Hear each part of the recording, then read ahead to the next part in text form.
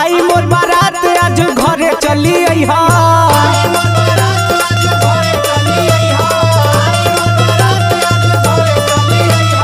आई मोर बारात आज घरे चली अइहा। जाने खाना खा के जइहा, जाने खाना खा के जइहा।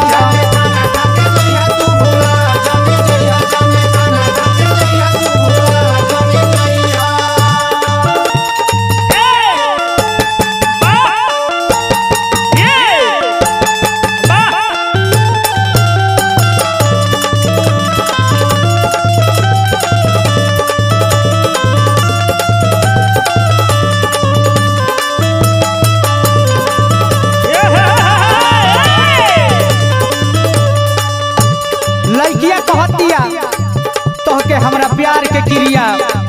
आज 7 बजे हमार जयमाल बा, ओही जयमाल में तोहरा आवे के बा।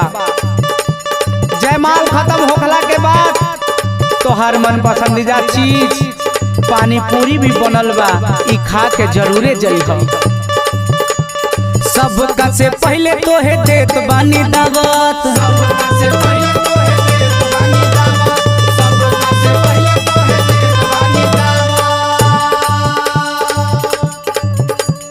अइहा तू जरूर बानी दिल से बोलावा।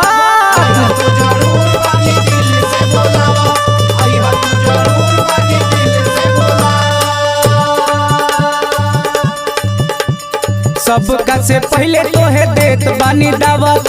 अइहा तू जरूर बानी दिल से बोलावत। ए बबलू भाई, लड़किया बड़ा वियोग में बिया, आ रो रो के अपना मजनुआ से देखी का कहतिया। कहतानी सही सही जनी शरमैहा।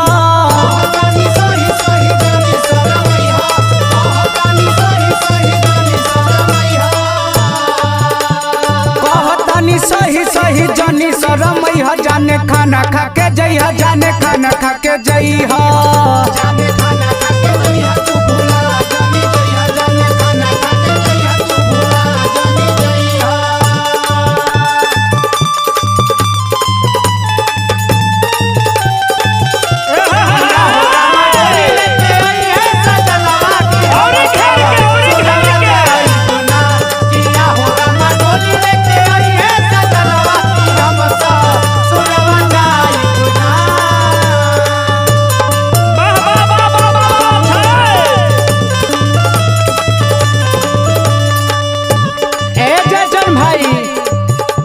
प्रभु भाई हो, लड़किया बड़ा वियोग में बिया हो।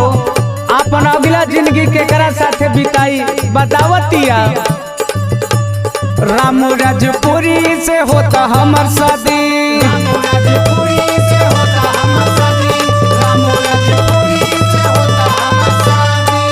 लड़किया कहतिया आज के बाद तोहरा से हमार भेंट ना होई। जितना देखे के मन बा आज आके जी भर देख लो। आज के बाद छीन ली है वो आजादी।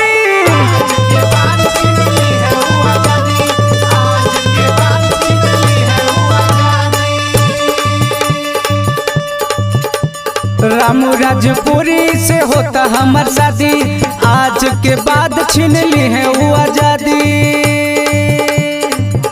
और का कहतिया, ए चुहरे न तू भूला जनी जइहा।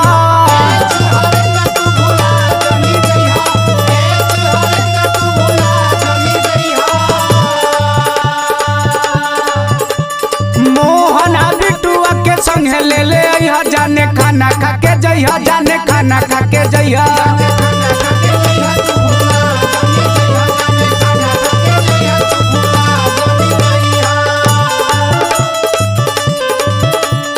आई मोर बारात आज घरे चली अइहा।